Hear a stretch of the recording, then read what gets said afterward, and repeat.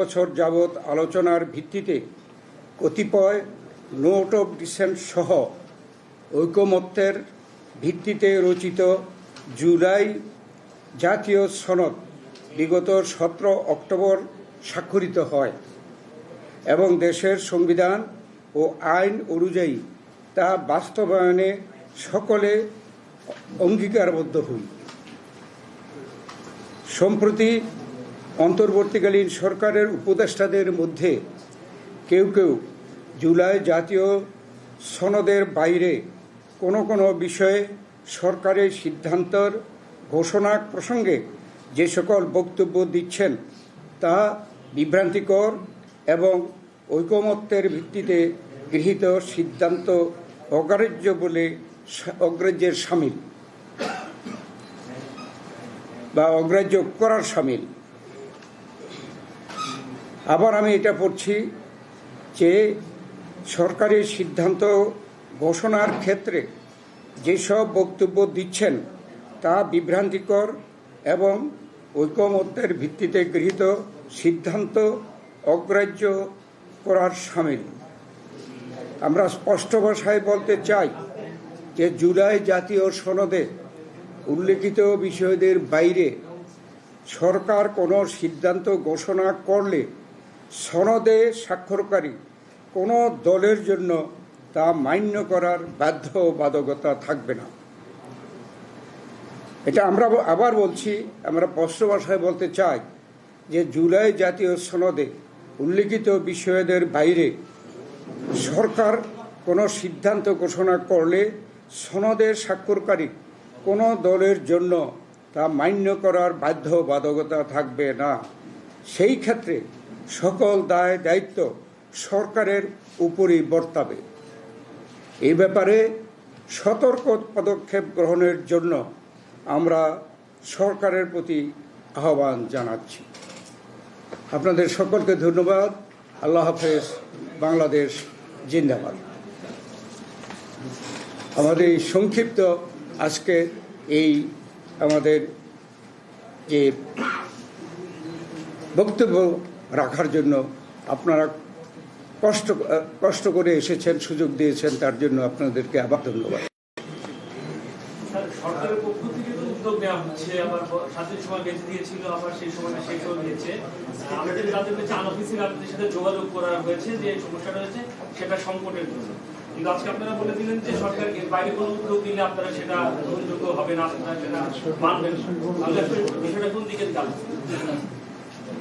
এটা আমরা শুধু মানব না বলিনি, বলেছি এই যারা স্বাক্ষর করেছে তারা মানবে না।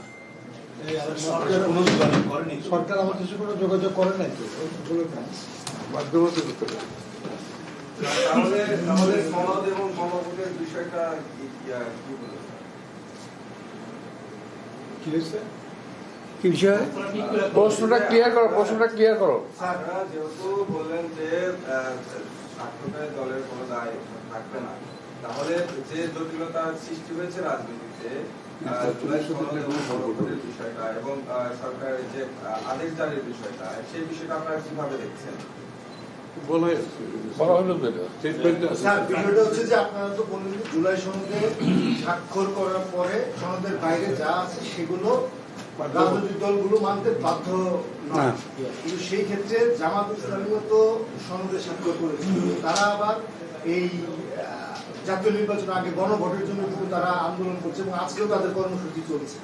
সেই ক্ষেত্রে এই যে মতৈক্যের জন্য যে 1 বছর ধরে চললো, এখন তো আসলে সেই মতৈক্যটা দেখা যাচ্ছে না, এবং এই তাদের যে গণভোটের জন্য যে আন্দোলন কিংবা দাবি, সেই ক্ষেত্রে তো মানে তার মতৈক্য পৌঁছানো যাচ্ছে।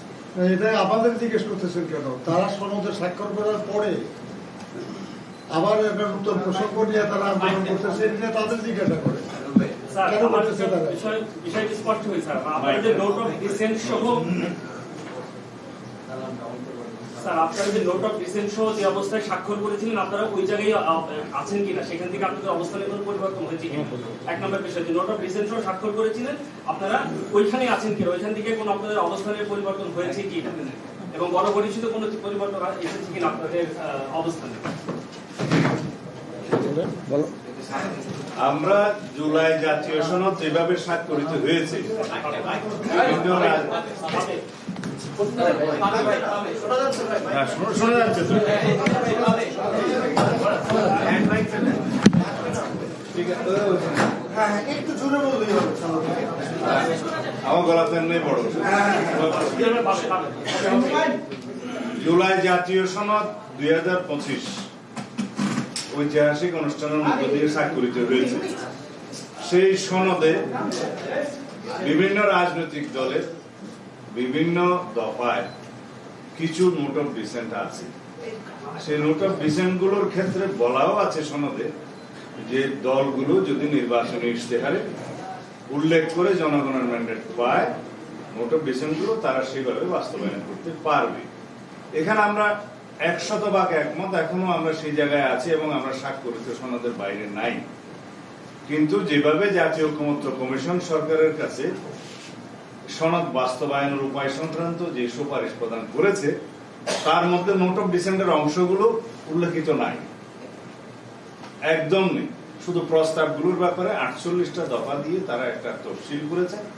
সেই তফসিলের প্রস্তাবগুলো সম্পর্কে গণভোটের প্রস্তাব করেছে।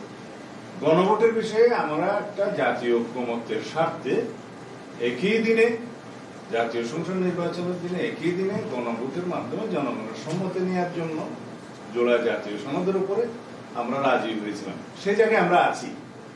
এখন এই স্বাক্ষরিত সনদের বাইরে গিয়ে কোনো কোনো রাজনৈতিক দল জুলাই সনদ বাস্তবায়নের জন্য যে অযৌক্তিক এবং নতুন নতুন ইস্যু করে যে আন্দোলন করছে, সেই ব্যাপারে তাদেরকে বক্তব্য প্রদান করতে পারেন।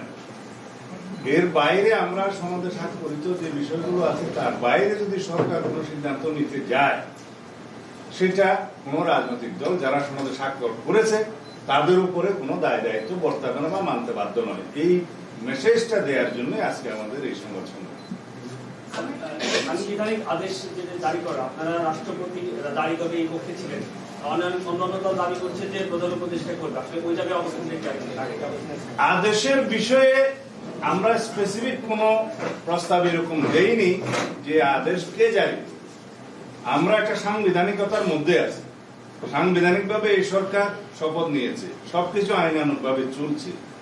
এখন কোন অধ্যাদেশ জারি করার ক্ষমতা এই সংবিধান অনুসারে রাষ্ট্রপতির। যদি কোনো আদেশ জারি করতে হয়, সেই আদেশের মর্যাদা যদি আইনি হয়, সেই আদেশ জারি করার মতো কোন সাংবিধানিক অবস্থা বাংলাদেশে নেই। কারণ প্রেসিডেন্ট অর্ডারটা জারি করার একটা বিধান এক সময় ছিল, যতদিন পর্যন্ত বাংলাদেশের সংবিধান গৃহীত হয়নি। আপনারা সবাই জানেন সেরকম পিইউ অর্থাৎ প্রেসিডেন্ট অর্ডার নিয়ে তখন রাষ্ট্র চলত। সংবিধান গৃহীত হয়ে যাওয়ার পরে রাষ্ট্রপতির আদেশ জারির আর কোনো বিধান রইল না, সেটা বিলুপ্ত হলো। এখন কি রকম আদেশ দিবে, সেই আদেশের মর্যাদা কি আইনি মর্যাদা হবে, সেটা এখনো সরকার নির্ধারণ করেনি। একমাত্র অধ্যাদেশ প্রণয়ন করা ছাড়া রাষ্ট্রপতির অন্য কোনোভাবে আইন প্রণয়ন করার ক্ষমতা এখন নেই। Between two sessions of parliament রাষ্ট্রপতি অধ্যাদেশ জারি করতে পারে। এখন যেটা করছে আর কি, রাষ্ট্রপতি অধ্যাদেশ জারি করে রাষ্ট্রপতি যেটা করছে, কিন্তু আদেশ জারি করার কোনো বিধান বর্তমান সংবিধানে নেই।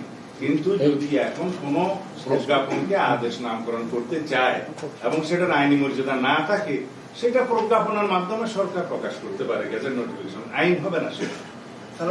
আচ্ছা, আমার মনে হয় যে এই ব্যাপারে এটা আমরা প্রেস ব্রিফিং, কিন্তু এটা ডিবেটে পরিণত করছি। এটা ডিবেটে পরিণত করার কোনো সুযোগ নাই। প্রশ্ন যে এই গণভোট ইস্যুতে রাজনৈতিক দলগুলোর আলোচনার সুযোগ আছে কিনা, সেটা সরকার যদি আলোচনার জন্য আহ্বান জানায়, সেই ক্ষেত্রে আলোচনার সুযোগ থাকতে পারে, রাজপথে তো নয়।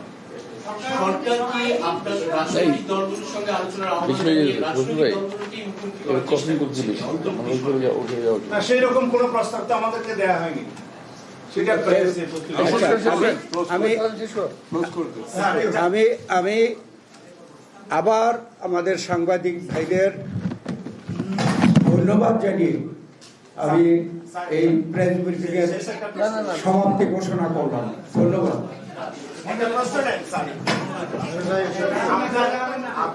এই আপনি জানেন যে একটা রাজনৈতিক দল একটা জোট করে আন্দোলন করছে এবং আপনারা আপনাদের অবস্থানটা আজকে ব্যক্ত করলেন। সরি, আমার গলা ভালো না, ক্ষমা করবেন। তো এই অনমনীয় অবস্থাটা কি আগামী জাতীয় নির্বাচনকে অনিশ্চয়তার দিকে ঠেলে দিচ্ছে? আরেকটা জিনিস আপনি একটা খেয়াল করবেন, এই রাজনৈতিক এই টানাপোড়েনের কারণে কিন্তু গত কয়েকদিন ধরে আপনি দেখছেন যে একটা অস্থিরতা সৃষ্টি হয়েছে, গাড়িতে আগুন দেওয়া হচ্ছে, ফ্যাসিবাদ বিরোধী যারা যাদের আন্দোলন করেছেন তারাই সুযোগটা নিচ্ছে। না না, এটার সুযোগে আমরা বিশ্বাস করি না, এটার সুযোগে এখানে এই নির্বাচনকে নিয়ে নানা রকম ষড়যন্ত্র চলছে। যারা নির্বাচনে অংশগ্রহণ করতে পারছে না, নানাভাবে তারা দেশে অশান্তি সৃষ্টি করার চেষ্টা করছে। তাই এটা সরকারের সাথে এই বিষয়ের কারণে কিন্তু হচ্ছে না। আজকে যে বিষয়ে আমরা সরকারকে এই সতর্ক পদক্ষেপের জন্য, সতর্ক পদক্ষেপ গ্রহণের জন্য সরকারের প্রতি আহ্বান জানিয়েছি। এটা কিন্তু এটার সাথে বর্তমানে যে সৃষ্ট যে অসন্তোষ বা অশান্তি, এটার সাথে সম্পর্ক নেই। ধন্যবাদ।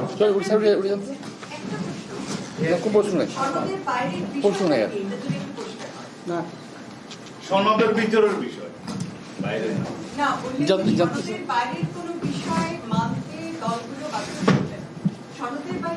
সেটা যেটাই হোক, আচ্ছা, যাই হোক, সেটা যাই হোক। যাই হোক, আমরা এখন আপাতত আমাদের প্রেস ব্রিফিং এখানেই সমাপ্ত ঘোষণা করছি। ধন্যবাদ। ওদের জিজ্ঞেস করো, অনমনীয় তো ওরা হচ্ছে, বিএনপি অনমনীয় হয়েছে নাকি? তোমাদের যে অনমনীয় হয়েছে তাহলে জিজ্ঞেস করো যে আপনারা অনমনীয় কেন হচ্ছে, সই করবে, বিএনপি কি করবে?